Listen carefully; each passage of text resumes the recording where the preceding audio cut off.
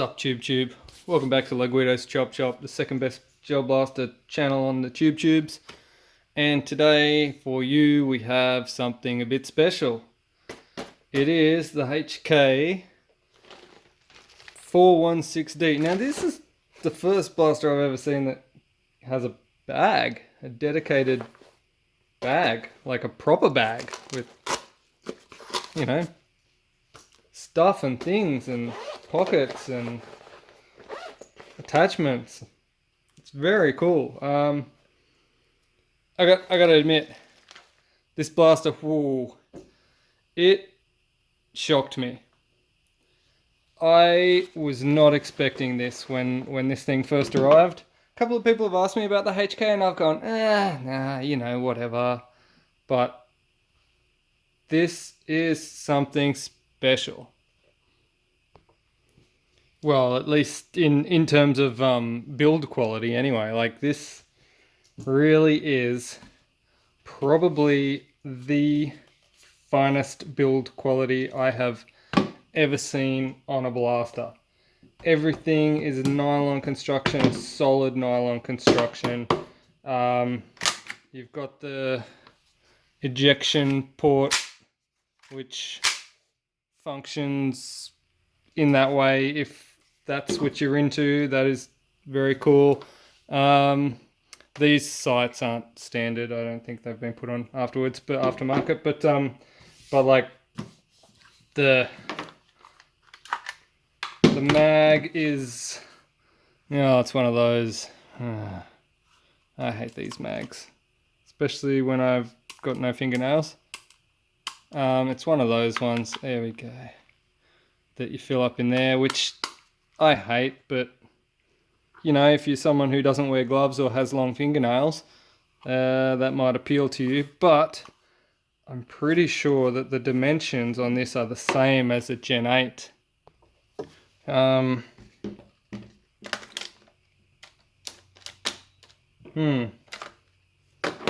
so the dimensions are the same. It looks the same, the contacts are in the same place, but the mag release catch sits a touch higher.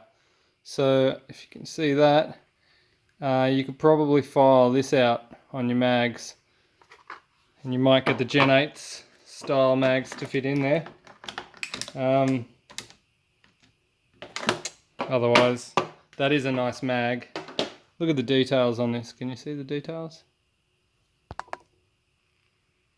It's quite nice. It is a fully nylon mag. So all that nice one-piece construction. So it's going to be solid, despite the fact that I hate these top-filling type of magazines. That seems to be the way the future is going, unfortunately.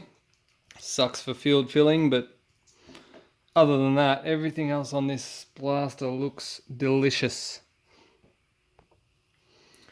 Now, it comes with your selector switch, which gives you semi and fully auto fire.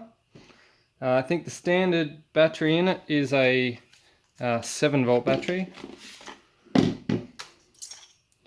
And it's fitted with one of these mini Tamiya connectors, which I guess aligns itself with the standard of airsoft, which annoys me because these things they're too big. They're a pain in the ass. Trying to fit them into the buffer tube and everything when you... Either way, that's my opinion. Doesn't matter. They are a superior connector in terms of amperage and current ability. But moving on, let's just do a quick test of this on the chrono. See what it gets. All right, here we go. Chrono test. 200, let's do full auto blat. Alright, looks like we got up to 227 there. 227, 224, 224, 220s. Alright, good stuff. So 220s, nice solid punch for an out-of-the-box blaster. I don't want to linger on that for too long because that's not what we're here for. There's plenty of other people on YouTube who can show you how many FPS the thing's got. I want to pull it apart. Okay, so first of all, little cap on the bottom there. And there's your adjustment for the motor in there. Nice. Interesting that it sits underneath a little cap. Alright, this is a split receiver, so I am going to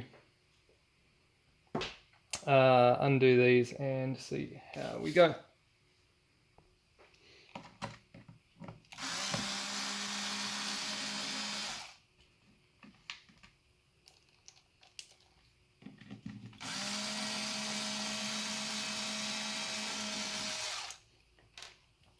Alright, I do love a good split receiver blaster. Just makes tearing it down that much easier. On the flip side, you also come into other issues, but let's slide this forward. There's a gel ball from the previous chrono testing, and let's see what we've got. Now, this is a blaster that's manufactured by SDT. SDT, is it? They're the same company that make the new Milkies, the new heavier Milkies that I am testing. This is one. The chrono that I did just then was with the heavy Milkies. I do have more videos on that coming out soon, so don't worry about that. But for now, let's focus on the blaster. That is an alloy barrel. Standard alloy barrel. So that's good to know. Means I don't have to change that out. The upper and the handguard, all this is incredibly solid. It was a small piece that just popped out. Actually, the piece that just popped out is a little spring which goes on the front of the barrel there, so that when this does go into the receiver, it sort of has a little, how shall I say, a little bit of force pushing it back onto the gearbox, so that every time the nozzle comes forward, it doesn't just push the barrel forward, which is a good feature to have.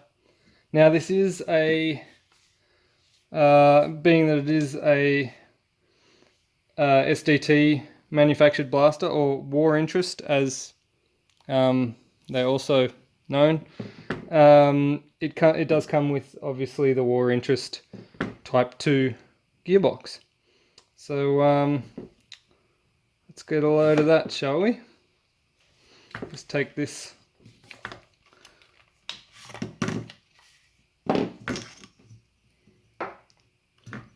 down. Nice that it's also got alloy buffer tube and an alloy sling point, ambidextrous sling points, so you can go both ways. Very nice.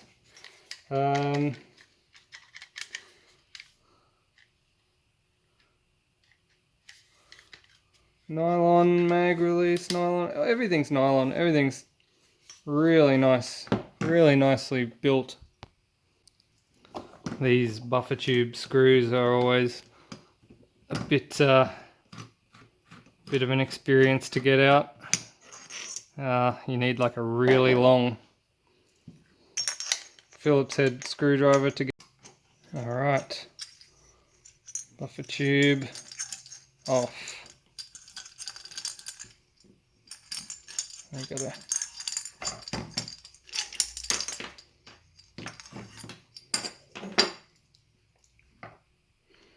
I do like that they've heat shrunk the wire as well, a little bit of extra protection. Does does come in handy.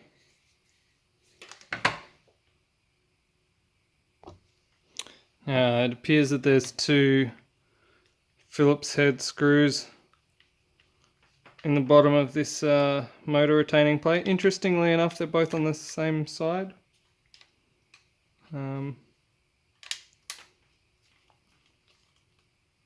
Looks like a number 1 Phillips. Actually, it's a number 2 Phillips. So keep that in mind. Don't use a number 1 on them.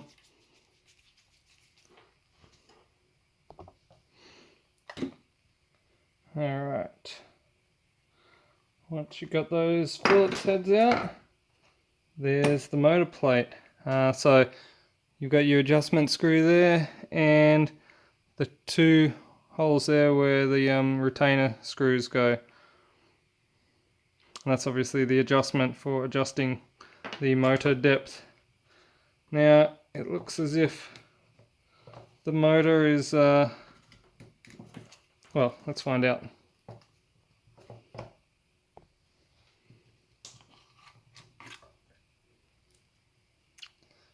So the motor is one of those red motors with the red bottom on it. It's got the anodized red, I guess it's a shaft locator, you could call it. Nylon pinion gear. And I assume that this box, being a standard box, is probably going to have a nylon gear set in it. So I'll just remove the mag release catch. And now there's going to be 4 Phillips head screws in the bottom of this one, similar to that of the Gen 9. Just get those out.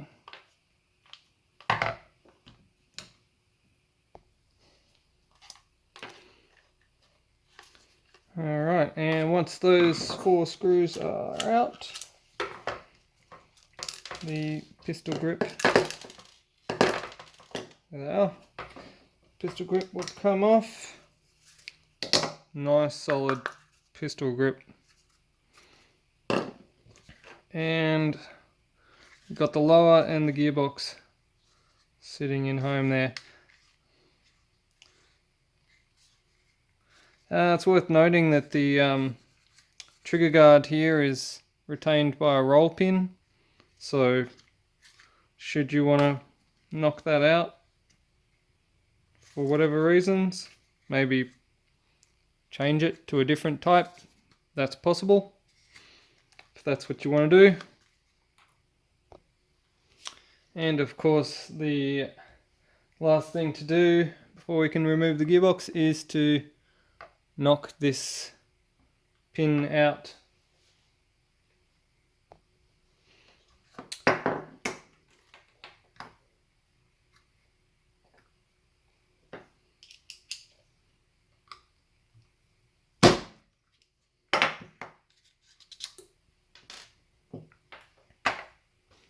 And now the gearbox should be free. Look at that. That's probably one of the easiest gearboxes I've removed from any receiver recently.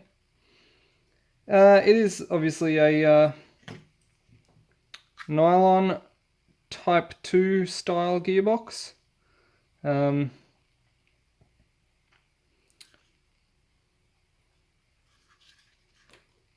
It's got a few little interesting features here. I believe this is something to do with perhaps having a blowback function. The spring is not easily removable, so they've made the back end of the gearbox solid, which is a good and a bad thing. It's good in that it's made it stronger, so that if you do upgrade your spring, you're not going to blow it out the back of the gearbox that easily. However, it means that if you do want to change the spring, you've got to tear down the whole gearbox. Even though this appears to have a little access slot here with potential to run some sort of blowback feature. It's not fitted with one or anything that I can see. The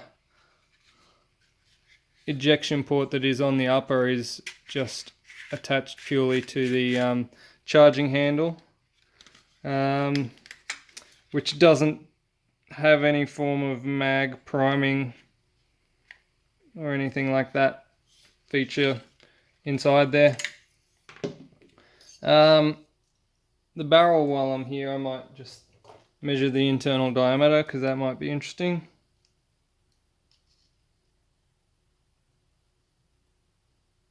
And that is interesting.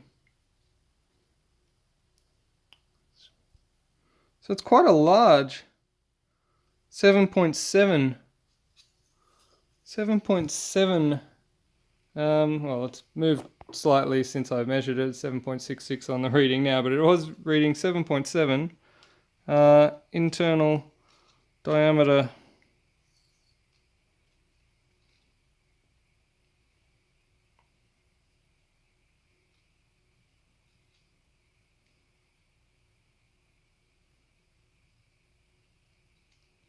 Which is interesting because that's actually quite a large bore. Don't know why they've done that. Maybe it's something to do with their proprietary brand of Milkies, which easily slide through that barrel. Just tidy up some things here. Don't lose any of these parts.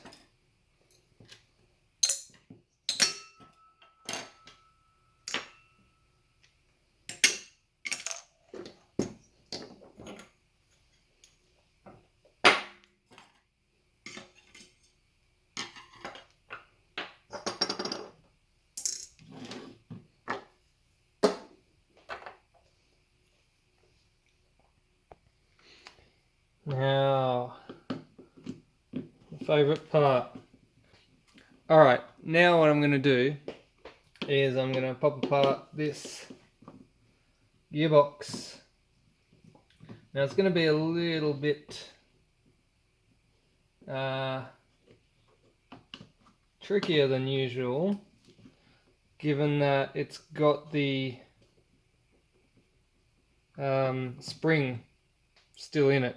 So you're going to have to be very careful when we're taking it apart that the spring doesn't fly out. It's also interesting to note that they've put some screws on this side of the case, and some screws, most of them are on the other side actually. There's just this one rogue screw on the opposite side of the case.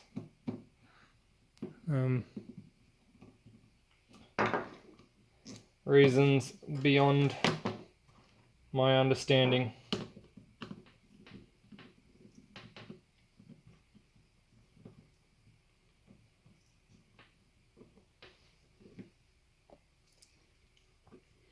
Alright. Now's going to be the fun part. Now's where you get to watch me chase the internals of the gearbox all around the room.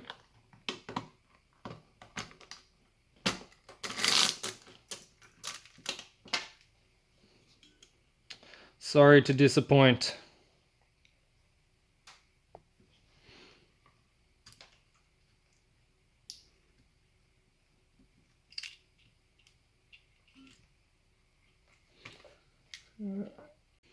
Okay, so I've got to pop the mag terminals out of the gearbox because they're molded to the top half of the gearbox when you remove it. So that's a little bit annoying, but most people aren't going to be pulling their gearbox apart as much as I do. A little bit poor design, but I mean, if that's my only gripe so far, then yeah, we're doing well. Nylon gears, the lighter white nylon though, which tends to be a bit on the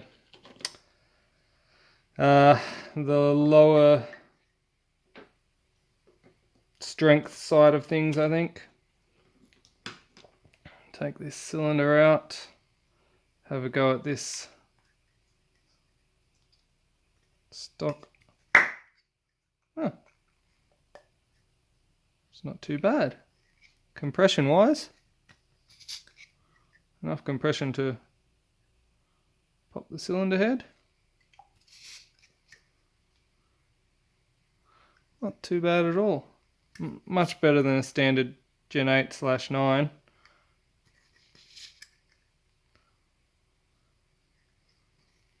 Still a little bit of room for improvement, but yeah, maybe not. It's quite a good air seal on that. Now the nozzles themselves, just a nylon nozzle, nothing fancy there. So we'll probably see a bit of air loss out through the nozzle, but all in all, not too bad. It's way better than a Gen 8. Oh, that's an interesting little feature there as well. It is a what would you call that? 90% cylinder, so it's not full cylinder. It is ported very close to the end there. But have a look at this O-ring. See what we got. Maybe I'll chuck a green one in.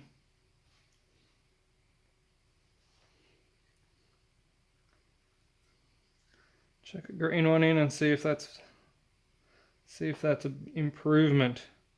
I've seen a lot of discussion lately about which color of O-ring is better. Here's a tip: the color doesn't freaking matter. It's just whether it's a good O-ring or not. The material it's made of is usually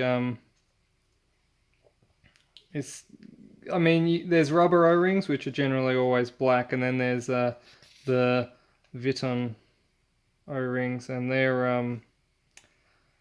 a higher quality O-ring, but if it seals, it seals. It doesn't matter what it's made of.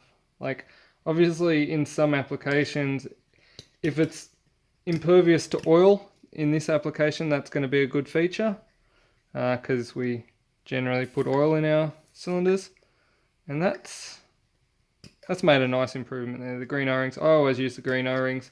Doesn't matter. Just as long as your O-ring gets a good seal, no one gives a shit what color it is. Alright. That's a much nicer seal. Alright. Probably won't gain a huge amount from that because the factory seal was actually pretty good. Yeah, I got no real complaints there. Alright, I'm just going to pop all this stuff back together, and then we'll see how we go. Actually, while I'm here, I'm going to look at this spring.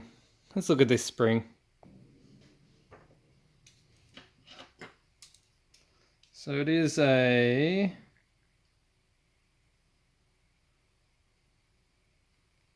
1.2. It's 1.2 spring standard, and it reads on the Loguido scale a 10.6. 10.6 on the Loguido scale, 10.6 centimeters. Alright, so I've got a 1.3 spring here. Measures about 11 on the Loguido's Chop Shop scale.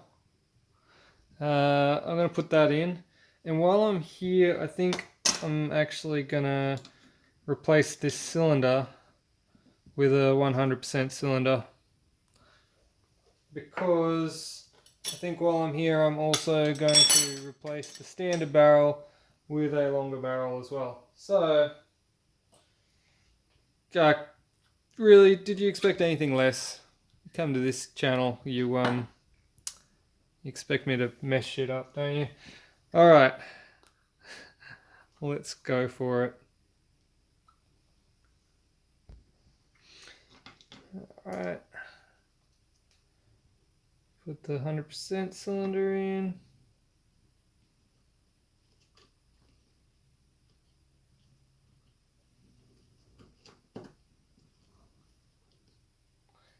I just got to make sure that the tablet plate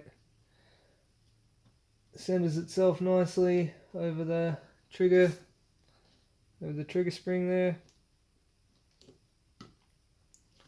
There we go.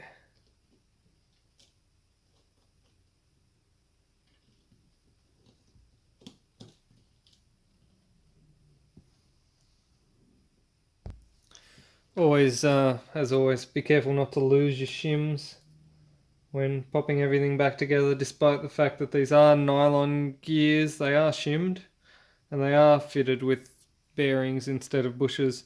Probably that's my only gripe about this whole gearbox is these gears. Probably a set of metal gears in there and you'd be sweet, good to go. But I mean, for a stock blaster, it is what it is. Most people pull these out and replace them with metal ones anyway. I'm not doing that today because it's not on the menu. So I will continue here and I'll get back to you shortly. Now I'm just gonna show you this just to point it out to you because of the way this gearbox is built. I've got the screw in the back of the spring retainer and pushed that into the plunger in the cylinder there. Lined it all up, and then I'm going to slide the top half of the gearbox back into position while holding that down. Manipulate my shafts into position. Make sure everything lines up. It is a bit more of a pain in the butt than just doing the spring like in the back, like most of the newer model blasters have. But with a little bit of messing about, just gotta get that trigger in.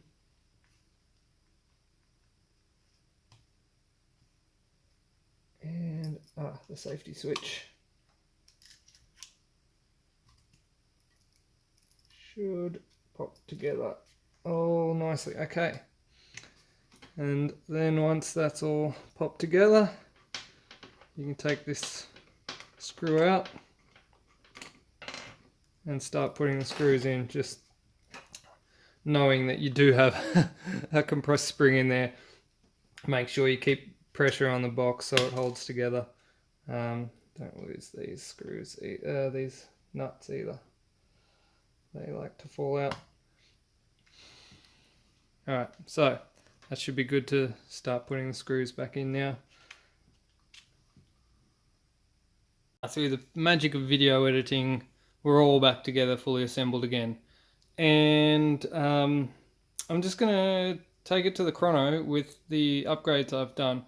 And just for science, I'm going to do something different, and I'm going, this is the standard barrel. I put a longer barrel in. So we're going to compare what I have upgraded with the standard barrel, just for something a little bit different. Okay, with the long barrel, you can see there, 269,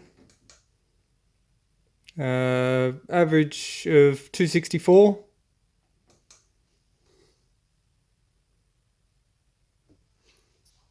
And because this blaster is so easy to take down, now I've got the short barrel in.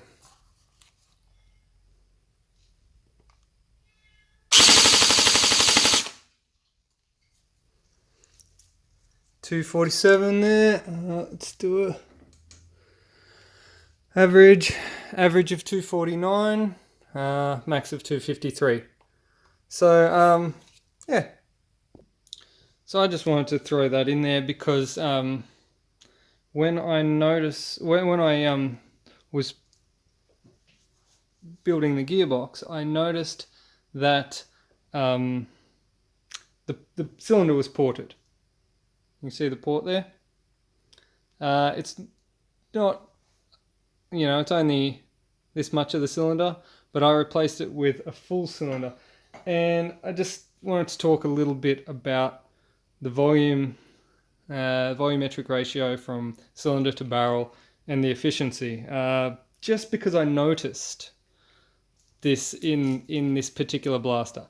I love this blaster. Out of the box, this thing is hands down the best blaster you can buy. Period. End of story. It is spectacular. The only probably poor point I would say would be the nylon gears. Chuck some metal gears in that, and this thing is solid as a rock, ready to go all day. I love what LDT have done here. It seems like they've just done everything right. Every little detail they've done right. And one of the details that I picked up was this. Now I measured this, and it's for what it's worth. It was about 55.1. I measured this, measured the diameter, calculated the volume of the standard barrel. I did all that good stuff. I calculated the ratio of this, and I found that they had perfectly matched the barrel length to the cylinder. Perfectly. To the point where, like, I don't think anyone else, any other blaster manufacturer have done it this well. I mean, the Vector, the I think it was Lihu Vector, was close. It was good. Yeah, not like this. This blaster, just the out of the box accuracy, power. I mean, it's not a powerhouse. 220 is good. It's good. It'll get the job done. But like the build quality of this and the thought that has gone into it is blowing my mind. I've never seen anything this good. It's next level stuff. Get all your Jingming M4s and ACRs and throw them in the bin. This is the shit. Like, and like, I mean, that's just out of the box. Upgradable as well. It's a V2 gearbox. Yeah, I'm really surprised because people have told me in the past that I want to get a Hk416, and I'm like, oh, what would you do that for? Just get a Jingming. But I'm really happy to be proven wrong on this one this time. All right, don't forget, mags and patches. Send me an email to score yourself some of these. Buy me a coffee, buy a t-shirt, all that sort of stuff. I'm going to put links below. All right, guys. Peace out. P.S. Thanks for the 6,000 subscribers. Literally just clocked over just this morning. Thanks.